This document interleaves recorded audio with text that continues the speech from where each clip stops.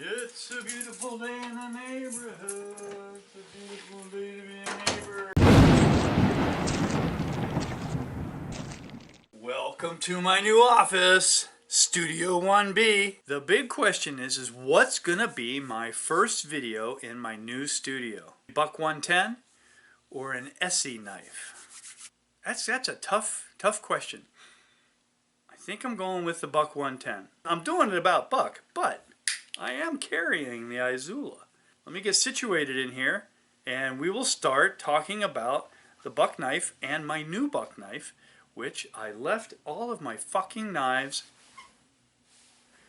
at home.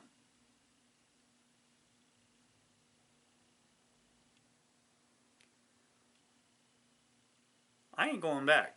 A brief history on my experience or my life with Esee Knives. I remember when they very first came out, and I saw the name RAT, and I thought, ooh, that's pretty cool. And then I saw what RAT stood for, Randall's Adventure Training. Well, that didn't really sit well with me because I was a collector of Randall knives, and I thought, what are these guys trying to do? Capitalize on the name Randall? Just something didn't sit well with me. So I blew them off. And that's back when they were made by Ontario Knives. So I guess I really wasn't missing anything. There are guys who say that the Ontarios are good. Not compared to what Rowan can do. So fast forward and some time, and you will get to the point where Rowan is making the knives. And then I stumbled upon them again, and they were still called RAT. And I thought, I got to give these guys a try. So, holy crap. That was, I don't know, was it a mistake or not? I spent a good deal of money with the 3, and then the 4, and then the 5, and then the 6, and then the Humulus, and then the Izula, and I don't know if I'm not even doing these in the right order. And then another Izula, and another Izula, and another Izula, and an Izula 2, and an Izula 2, and an Izula 2, and an Izula, and a 3. It wouldn't stop. Holy crap. What a great knife. I moved.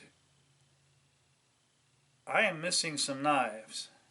I'm not blaming anybody, but my RAT 3 that I have done videos about, gone. It had the green micarta handles. I had put green liners in. Made the sheath be able to accommodate that. Put a fire striking edge on the sheath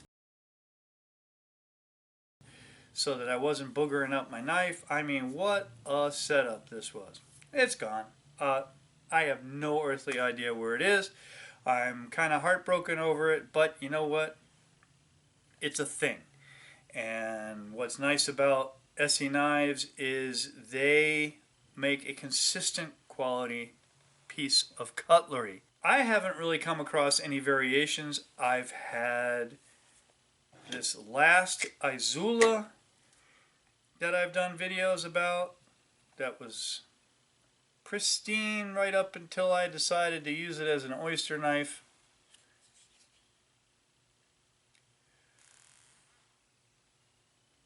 I know they heat treat by hand. They got a system going. I think this one comes in a little harder than any other Izula I've had. I'm actually glad about that.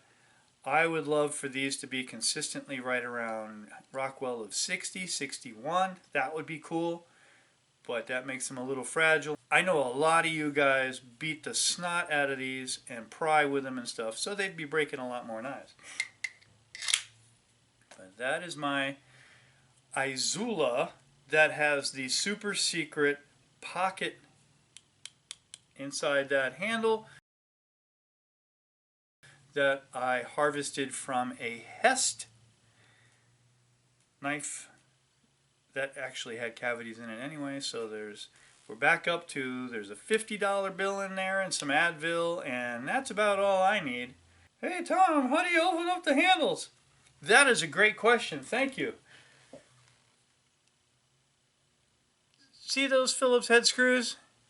Alright, I've had guys comment, how come you don't have a slotted? Well, I like the extra girth of the Phillips head, just because I do. And I usually carry a Swiss Army knife. Hold on. I always carry a Swiss Army knife. But let's say I lost it, the Swiss Army knife.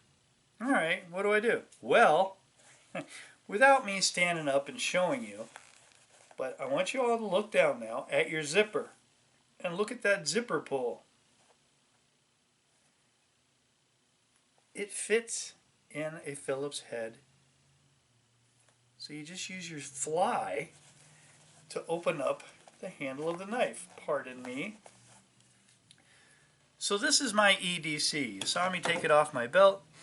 Now let's say I'm going to be out working in the yard and I need something a little more beefy. Well, I Zula too. Same blade, just a little bit longer handle. You'd be surprised what a little extra ½ inch will do for you. And then the sheath.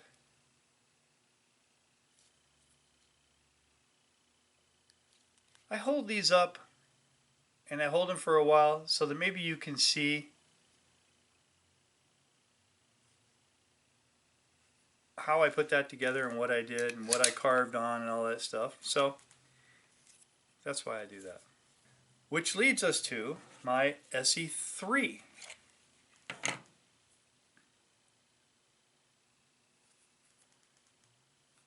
That I've put liners in. Now, I did a short video about the liners. I think I might have even done a long one about these red liners. These are not the original red liners that I put in. The first ones were just thicker than I really like. And then here's the more red. You can see a difference. These were a little too thick. It made this handle clown-like a little bit. Just didn't feel right. Hey Tom, how do you get it to fit in the sheath? Another great question, thank you. If you take these rivets out, this sheath will expand to accommodate just about anything. So that fits in there. Still locks in. I harvested these handles from an Esee 4 because that's the only way to get the brown handles. And the only other Esee that I have that I use is the 6. It has the same brown handles. It's kind of a nice matched pair, but it makes a good go out and whop 'em, chop 'em, beat it up kind of knife when you need something more. But just, I mean, you really could EDC the Esee 3. I have another one on the way. I wanted one with flat scales. These are the 3D. So I ordered an Esee 3 mil with the traditional green micarta scales. It has black hardware. I should have it tomorrow. Just so I had something a little thinner, a little lighter, and maybe I could try and recreate the knife that I had from the past. I adored it. I used it a lot. A hell of a knife. Well, that should do it for today. That is our first video in Studio 1B. Thank you very much for coming along for the ride. We're going to keep talking knives, we're going to have fun, and we're going to keep it light, and we're just going to enjoy God's gift to us in the form of cutlery.